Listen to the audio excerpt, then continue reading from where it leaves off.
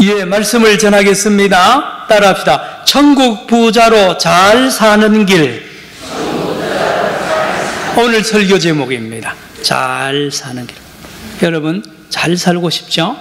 어제 우리 장로님 따님이 결혼했잖아요. 신부 친구들이 야, 잘 살아야 돼, 잘 살아야 돼, 잘 살아. 저 사람 참 잘 산다. 과연 잘 사는 게 뭐냐?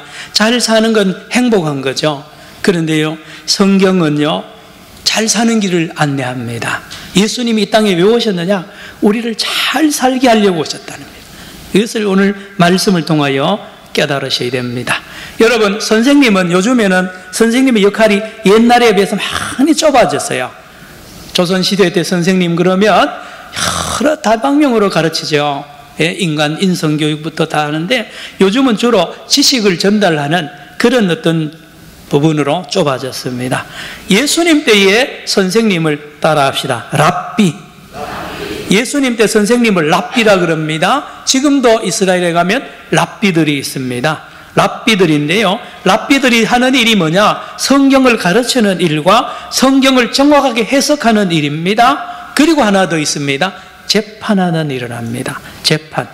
예, 누구 상담, 부부 문제 또는 뭐 유산 문제, 오늘 본문과 같이요, 여러 문제마다 재판을 하는데 그 근거가 뭐냐? 성경을 잘 알아야 됩니다. 그리고 탈무드나 여러 전통에 대하여 능통해야 그 정확한 판단을, 재판을 하죠. 그래서 랍비가 되려면 공부를 아주 많이 해야 됩니다. 그리고 요즘은 랍비 시험이 있습니다. 구전율법에 대하여 아주 공부 많이 해야 됩니다. 그래서 이 랍비들이 이제까지 율법을 해석하고 적용하면서 여러 가지 기준들 또 판례들을 쭉 적어 놓은 것을 탈무드라고 말합니다. 탈무드.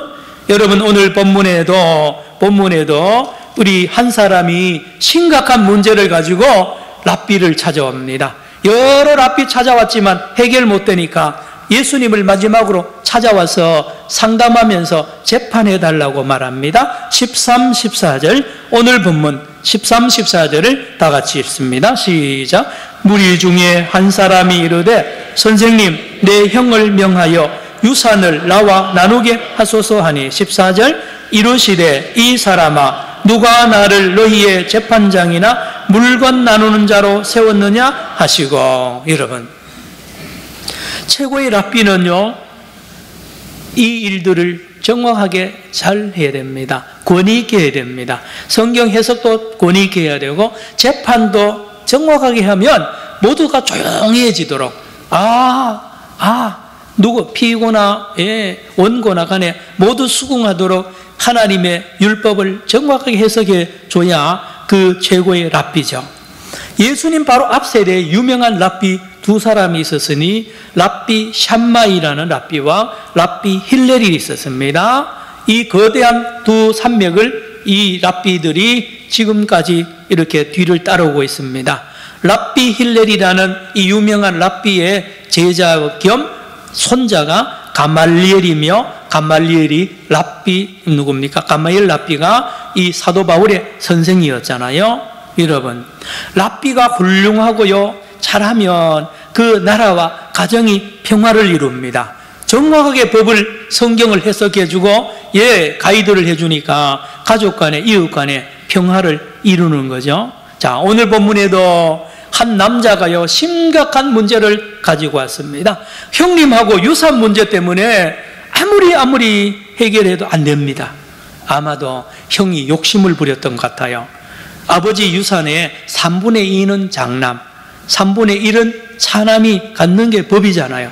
그런데 이 형님이 욕심을 부려서 아마 학자들에 의하면 요 동생이 이복 남동생일 가능성이 있다는 거예요.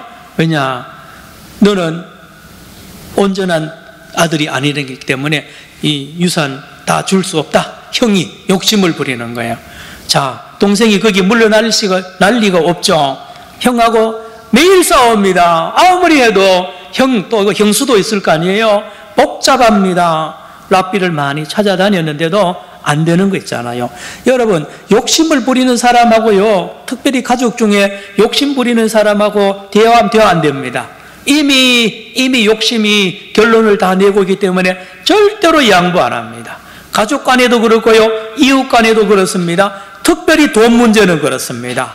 돈 문제 때문에 이웃 간에 금이 가고요, 원수된 게 얼마나 가족 간에도 있다니까요. 형제 간에도 있습니다. 이 돈 문제 한번 걸리면 형제 간에도, 친형제 간에도 몇십 년 동안 이 화해가 잘 안 되는 게 돈 문제예요. 부모 자식 간에도 그렇습니다. 그러므로 이스라엘에는 랍비의 중요성이 아주 대단합니다. 예, 랍비가 어떻게 해석하느냐에 따라서 화해가 되기도 하고 또 원수가 되기도 합니다. 마치 오늘의 판사와 같습니다. 판사가 말입니다, 어느 한쪽에 편에 서면 안 됩니다. 예, 그래서 검사, 판사가 어느 편에 서면요, 나라 질서가 무너지는 것입니다. 여러분, 오늘 본문에도 예수님에게 찾아온 이 사람 말입니다. 그러면 예수님이 자세하게 유산 얼마냐, 너는 무슨 관, 이거 대답할 줄 알았는데 세상에 예수님이 엉뚱한 대답을 합니다. 14절 예수님의 대답입니다. 시작. 이르시되 이 사람아, 누가 나를 너희의 재판장이나 물건 나누는 자로 세웠느냐 하시고, 이거 무슨 말씀인지 아십니까? 나는 다른 랍비하고 다르다는 거예요. 나는 그 일하러 온 랍비가 아니라는 거예요. 여러분, 예수님의 말씀은 나는 근본적인 문제를 해결하러 왔다는 것입니다. 무슨 뜻이냐? 이 사람아, 만약에 자네 형이 마음이 변해가지고 유산 100%를 자네한테 다 준들, 그러면 행복할 것 같냐? 안 된다는 거예요. 그러면 생명이 이룰 것 같느냐? 안 된다는 걸 말이에요. 돈 문제 가지고는 해결 안 된다는 걸 예수님 말해요. 랍비가요, 이런 일 아무리 많이 해도 생명에 이르지 못한다는 말씀을 하고 있습니다. 15절 왜 그런지 아세요? 예수님의 놀라운 진리의 말씀이 15절에 선포됩니다. 시작. 그들에게 이르시되 삼가 모든 탐심을 물리치라. 사람의 생명이 그 소유에 넉넉한 데 있지 아니하니라 하시고, 말씀을 드렸죠? 여러분, 예수님 말은 이 말이에요. 자네나 자네 형님이나 다 돈을, 아버지 유산 다 하고 또 동네 재산 다 자네들이 다 가지고, 아니 온 세상에 돈을 다 자네 두 형제가 다 가진들 생명이 이르지 못한다는 거예요. 왜 그런지 아십니까? 왜요? 따라합시다. 탐심. 두 형제 사이 안에 무서운 탐심이 있다는 거야.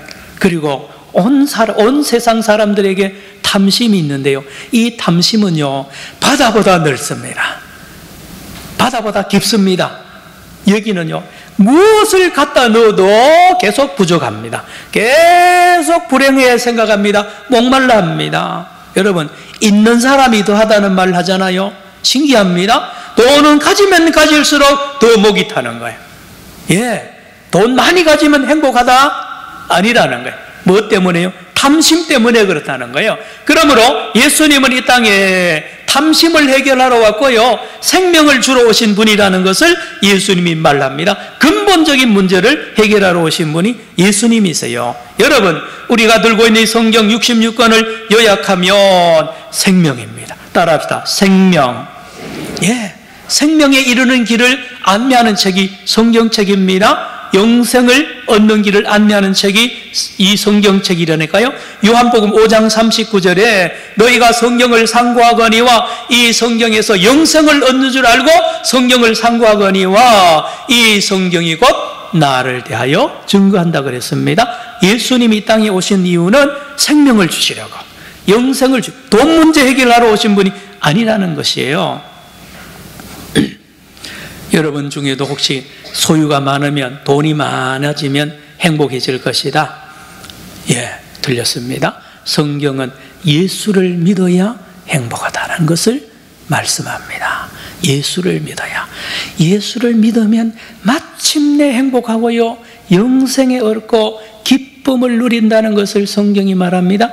요한복음 3장 16절 하나님이 세상을 이처럼 사랑하사 독생자를 주셨으니 이는 누구든지 저를 믿는 자마다 멸망치 않고 뭐요? 영생을 얻게 하려 하심이니라. 여러분,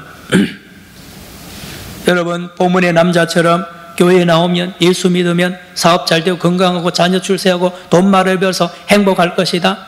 아닙니다. 여러분, 아닙니다. 그런 시시한 문제 해결하러 예수님이 오지 않았고요, 성경은 그런 이야기 하지 않, 그런 길을 안내하는 게 아닙니다. 놀라운 가르침을 하시는데요, 오늘 여러분 읽은 본문 말씀 16절부터 21절에 예수님이 기가 막힌 비유를 하나 듭니다. 내용은 이렇습니다. 어떤 부자 농부가 농사를 짓는데 풍년입니다. 풍년. 여러분, 농사 지어 보신 분은 아시지만 해마다 풍년이고 해마다 돈 많이 못 봅니다. 왜요? 원래 수박을 많이 해가지고 비싼 값으로 많이 팔아서 돈을 몇십억 벌었다 그랬습니다. 내년에 또 수박 심으면요, 폭락합니다. 너도 나도 수박을 심으니까요. 양파값이나 배추값 보면 그렇거든요. 여러분, 거기다 태풍 불잖아요. 거기다 가뭄 들죠? 안 됩니다. 그런데 오늘 본문에 이 농부는요, 하는 것마다 잘 되는 거야. 농사 짓는 것마다 풍년이라서 돈을 막 끌어모읍니다. 예. 그래서 돈, 물건, 곡식 쌓아둘 곳이 없어서 창고를 더 짓는 것입니다. 16절부터 18절을 읽습니다. 16절로 18절 시작. 또 비유로 그들에게 말하여 이르시되 한 부자가 그 밭에 소출이 풍성하며 심중에 생각하여 이르되 내가 곡식 쌓아둘 곳이 없으니 어찌할까 하고 18절 또 이르되 내가 이렇게 하리라. 내 곡간을 헐고 더 크게 짓고 내 모든 곡식과 물건을 거기 쌓아두리라. 여러분, 부자의 믿음입니다. 이 농부, 이렇게 재산이 많고, 내가 거부가 되었으니까 영원히 행복하다. 나뿐만 아니라 내 자손들까지 대대로 영원한 게 행복할 것이라고 굳게 믿고 있는데 예수님이 뭐라 그러느냐? 19절입니다. 엄청난 이야기를 하세요. 19절 제가 읽습니다. 또 내가 내 영혼에게 이르되 영혼아 여러 해 쓸 물건을 많이 쌓아두시니 평안히 쉬고 먹고 마시고 즐거워하자 하리라 하되 20절 같이 읽을까요? 시작. 하나님은 이르시되 어리석은 자여 오늘 밤에 내 영혼을 도로 찾으리니 그러면 네 준비한 것이 누구의 것이 되겠느냐 하셨으니 따라합시다. 누구의 것? 여러분, 행복의 열쇠, 생명의 열쇠는 누구의 것이냐에 대한 답을 가지고 발견하면 바로 행복에 직행하는 것입니다. 누구의 것이냐 말입니다. 이렇습니다. 이 부자가 농사를 잘 지어서 떼돈을 벌어서요. 그래서 창고를 열심히 지을 창고 설계를 다 해놓고 그날 자다가 심장마비로 죽은 거예요. 요즘 말하면. 그날 밤에 죽을 줄 자기도 꿈에도 몰랐고요. 자기 가족들도 몰랐어요. 온 동네 사람들이 그 부잣집이 죽을 줄 아무도 몰랐어요. 그런데 그날 밤에 하나님이 그 영혼을 데려가 버렸어요. 심장마비로 죽어버렸습니다. 그러니 그 많은 창고에 가득한 그 농산물 말입니다. 그 돈들이 주인이 누구 것이 되겠느냐라고 말하는 것을 예수님이 오늘 비유로 말하고 있습니다. 여러분, 이 부자와 같이, 어리석은 부자와 같이 많이 가지면 행복할 것이라고 그렇게 매진하고 피땀 흘리고 밤잠 안 자고 노력하지만 하루아침에 죽어버리면 어떻게 되냐 말입니다. 여러분, 그런데도 세상 사람은요, 이스라엘 사람뿐만 아니라 오늘 우리까지도 전부 다 열심히 돈 모으는 일에 매진합니다. 죽도록 일합니다. 경쟁합니다. 여러분, 잠자지 않습니다. 그러다 보니까 분쟁합니다. 소송합니다. 별별 상처를 다 입는데 갑자기 어느 날 죽는 거예요. 갑자기 어느 날 끝내는 것입니다. 누가 이 생각을 하고서 합니까? 아무도 그 생각 안 합니다. 모두 다 적어도 8, 90은 살 것으로 믿고 열심히 그래 일하죠. 그러나 오늘 주님이 깨달으라는 겁니다. 그렇지 않다는 거예요. 그 길로 가면 죽는다는 것입니다. 그 길로 가면 지옥행이라는 것을 주님이 말합니다. 15절을 다시 보시기 바랍니다. 사람의 생명이 거기에 있지 않습니다. 15절 시작. 그들에게 이르시되 삼가 모든 탐심을 물리치라. 사람의 생명이 그 소유에 넉넉하게 있지 아니하니라 하시고 했습니다. 사람의 생명이 어디에 있습니까? 거기에 있지 않아요. 다시 말하면 누가 진짜 주인이고 누가 가짜 주인인가에 대한 해답을 확실히 알기 전에는 행복할 수가 없다는 거예요. 자, 그런데 오늘 주님이 답을 줍니다. 놀라운 말씀에, 진리의 말씀에 답을 주는데 21절 보세요. 놀라운 말씀입니다. 21절. 예, 같이요. 21절. 예, 시작. 자기를 위하여 재물을 쌓아두고 하나님께 대하여 부여하지 못한 자가 이와 같으네. 이게 무슨 뜻이냐? 이 부자는 어리석습니다. 왜 어리석으냐? 이 곡식이 자기 건 줄 아는 거예요. 자식이 자기 건 줄 아는 거예요. 자기 생명도 자기 건 줄 아는 거예요. 그래서 어리석습니다. 어리석은 거예요. 예. 그러나 오늘 주님이 말씀하시기를 다 하나님의 것이라는 것을 말합니다. 따라합시다. 하나님의 것. 그래서 이 형제가 예, 그렇게 같은 형제끼리요, 소송 걸고요, 별별 상처 다 입고 만신창이가 된 거예요. 두 형제 다요. 예, 왜 그렇습니까?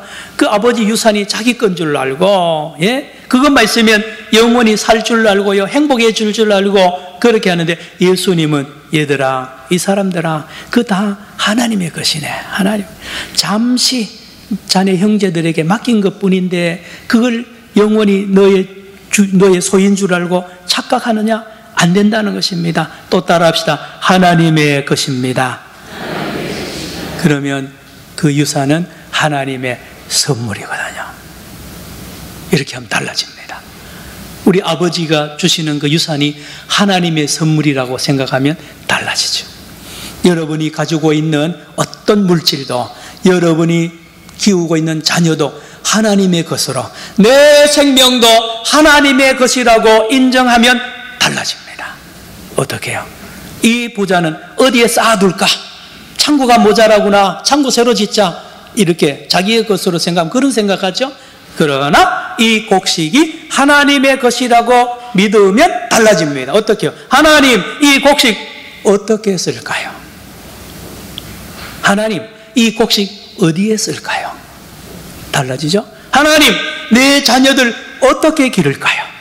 하나님, 내 자녀들을 어디에 하나님이 쓰실 겁니까? 다 달라집니다. 하나님이 주인이 되면요, 생각부터 전체 삶이 다 달라진다는 것을 말합니다. 그래서 21절 다시 보시기 바랍니다. 자기를 위하여 재물을 쌓아두고, 자기가 주인인 사람은 어리석은 사람인데, 지혜로운 사람은, 하나님에 대하여 부유한 사람은 무엇이냐? 하나님이 주인인 줄 알고 믿고 살아가는 사람이 부자라는 것을 말하고 있습니다. 말하고 있다니까요. 자, 내가 주인이면 내 마음대로 합니다. 내 마음대로. 여러분, 돈도 내 마음대로 쓰고요, 시간도 내 마음대로 씁니다. 자녀도 내 마음대로 기르는 거예요. 예, 다 내 뜻대로 하는 거예요. 그러나 하나님이 주인인 사람은 전부 하나님의 뜻을 물어봐요. 그래서 예수님께서 말씀합니다. 오늘 21절 또 보시기 바랍니다. 자기를 위하여 재물을 쌓아두고 하나님께 대하여 부여하지 못한 자가 이와 같으니, 어리석다는 거죠. 어리석다는 것. 그렇습니다. 자, 같은 재산을 가지고 있는데 말입니다. 같은 100만 원을 가지고 있는데 이게 내 거라고 생각하는 사람의 삶과 하나님이 주신 선물이라고 생각하는 사람은 다릅니다.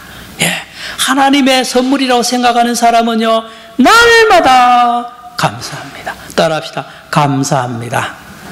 범사에 감사합니다. 이 땅에서도 감사하고요, 천국에서도 감사합니다. 천국에서도 감사하는 거예요. 그래서 성도 여러분, 우리 특별히 예수 믿는 성도들은 자녀들에게 유산 많이 물려주면 안 됩니다. 자신 망치는 거예요. 여러분, 아예 처음부터 그렇게 가르쳐야 됩니다. 나는 너한테 안 물려준다고 아예 어릴 때부터 못을 받고 길러였어요. 그러면 그 아들이요, 큰 인물이 됩니다. 그러지 않고 반대로, 너는 평생 먹을 거 내가 준비 다 해냈으니까 아무 걱정하지 마라. 그러면 그 아들요, 망치는 거예요. 예, 그 아들요, 하나님이 멋지게 기를 텐데 부모가요, 자기 소유인 줄 알고. 따라합시다. 하나님의 소유. 여러분 자녀들, 손자, 손녀들요 전부 하나님의 소유인 것을 믿으시기를 축원합니다. 여러분 이게 신앙인입니다. 이게 신앙이네요. 주일이잖아요. 주일의 뜻이 뭐죠? 주일은 무슨 뜻입니까? 한문으로 주일은 주님의 날. 누구의 날요? 주님의. 여러분 일주일 만에 우리가 주일을 지키는데 여러분 주일 안 지키면 어떻게 되는지 아세요? 내가 주인이 되는 거예요. 참 놀랍습니다. 사람이요 간사합니다. 일주일마다 와서 예배드리고 주일날 하나님 앞에 엎드려서 기도하는 이유가 뭔지입니까? 나는 주인이 아닙니다. 하나님만이 주인입니다. 라고 예배드리고 기도하는 날이 주일입니다. 그러므로 주일을 지키는 사람은 평생 동안 하나님을 주인으로 섬기기 때문에 그의 삶이 생명이 넘쳐날 줄로 믿습니다. 여러분 자녀 교육 간단합니다. 주일 지키는 걸 가르쳐야 돼요. 너는 평생 동안 주일날 예배드려야 된다. 다른 거 가르쳐. 영어 성적 무슨 그 공부 중요하지 않아요. 하나님 앞에 부여해야 됩니다. 그래서 주일을 바로 지키면 그 일생이 하나님이 책임집니다. 그러면 공부 잘하게 돼 있어요. 하나님이 우리 아들, 딸, 손자, 손녀 공부 못하게 버려두겠어요? 또 따라합시다. 공부해서 남 줘라. 이게 하나님 가르침이에요. 예. 자기를 위해서 공부하는 건 죄 짓는 거라고 그랬죠? 예. 공부해서 남을 주면 기뻐요. 공부하는 게 신나요. 여러분 자녀들 중에 참 직업이 다양하잖아요. 어떤 분은 의사로, 어떤 분은 간호사로요, 선생님으로. 얼마나 여러분 많이 배워야 많이 줄 수 있어요. 잘 배워야 정확하게 줄 수 있잖아요. 주의를 잘 지켜야 됩니다. 그리고 하나 11조 해야 됩니다. 11조. 여러분 제가 헌금 설교 처음 하는데요, 제가 헌금 많이 하라는 게 아닙니다. 11조는 뭡니까? 하나님이 주신 모든 물질은 하나님의 것입니다 라는 표시로 하나님께 떼어드리는 것이 11조입니다. 다시 말합니다. 여러분 자녀들과 손주, 손녀들 잘 되기를 바랍니까? 하나님의 손에 잡히면 잘 되는데요, 여러분 주일을 지키는 것과 11조 하는 것을 어려서부터 하시기 바랍니다. 청년 되면 안 합니다. 못해요. 돈 많이 벌어봐요. 못합니다. 그러나 어려서부터 용돈 받는 것부터 10원 하나도 다 11조 하면요 끝까지 할 수 있어요. 그러면 11조가 왜 중요하냐? 훈련입니다. 하나님이 나의 주인입니다. 하나님이 나의 삶을 책임져 줍니다. 확실한 표시가 11조입니다. 성도 여러분, 여러분 예수님이 이 땅에 왜 오셨어요? 우리의 죄를, 무슨 죄인데요? 우리의 죄를 속아주라. 여러분 놀랍게도 예수님이 십자가를 지신 이유가 우리의 반역죄를 대신하기 위하여 오셨습니다. 에덴 동산에서 뱀이, 사탄이 하와를 유혹하죠. 이 선악과를 따먹으면 너희 눈이 밝아서 누구와 같이 된다고요? 하나님처럼.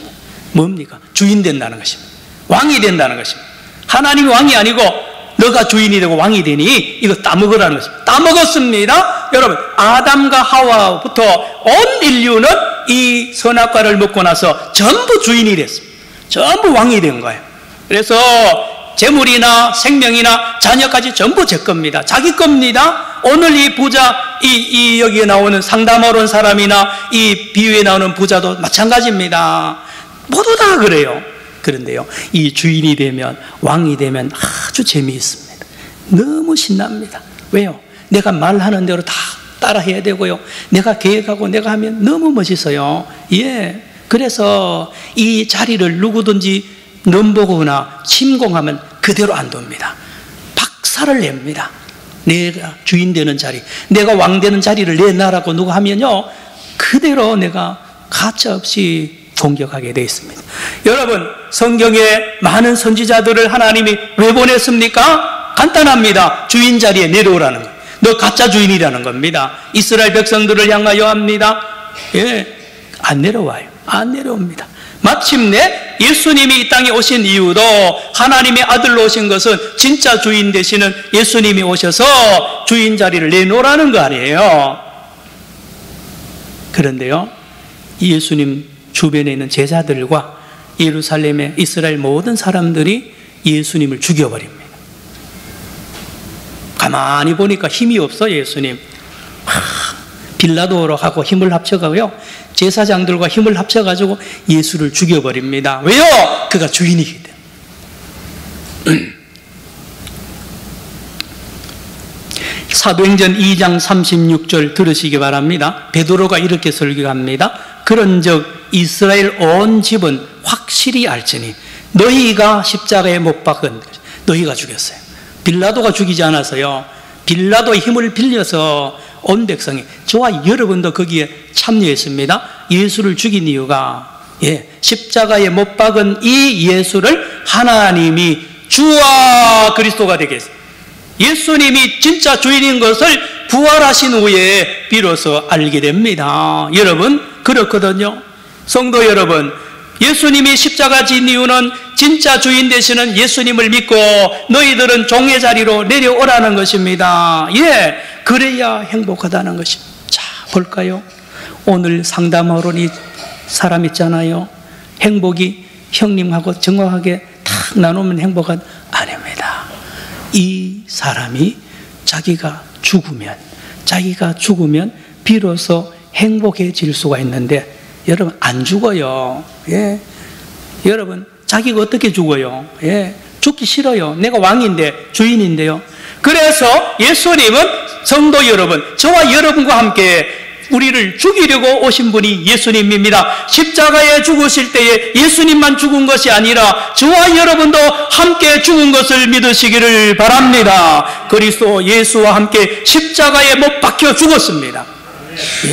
죽었어요. 이 예수 믿는 사람을 이렇게 정의하는 거예요. 주인 자리에서 있다가 죽임을 당하고 능지처참을 받아서요. 누가요? 저와 여러분이 말입니다. 가짜 주인 아닙니까? 여러분이 주인 행세한 많은 걸 돌아보세요. 전부 죄덩어리입니다. 전부 죄덩어리예요. 죄덩어리예요. 그래서 사도 바울이 이렇게 베드로가 설교하니까 회개하라 그랬습니다. 따라합시다. 회개하라.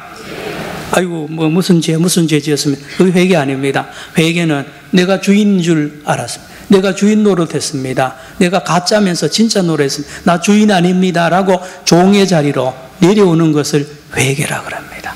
자, 그러면 종의 자리로 내려오고 주인 자리를 주님께 내어놓으면 놀라운 일이 납니다. 놀라운 일을 하게 됩니다. 여러분 삭개오 보세요. 삭개오가 주인으로 자기 재산 가지고 행복할 줄 알았는데, 여러분 불행하기 그지없었지만 예수님을 주인으로 영접하고 예수님께 묻잖아요. 딱 들으니까, 예수님 설교를 들으니까 이 돈 어디에 쓰는지 당장 알잖아요. 그래서 재산을 다 팔아서 가난한 자들에게 주고 4배로 배상합니다. 여러분, 모든 문제의 해답은 내가 내려앉고 종으로 앉고 예수님이 나의 주인이 될 때에 모든 문제는 해결되고 놀라운 생명을 누리게 되는 줄로 믿으시기를 바랍니다. 따라합시다. 나는 죽고 예수로 사는 사람.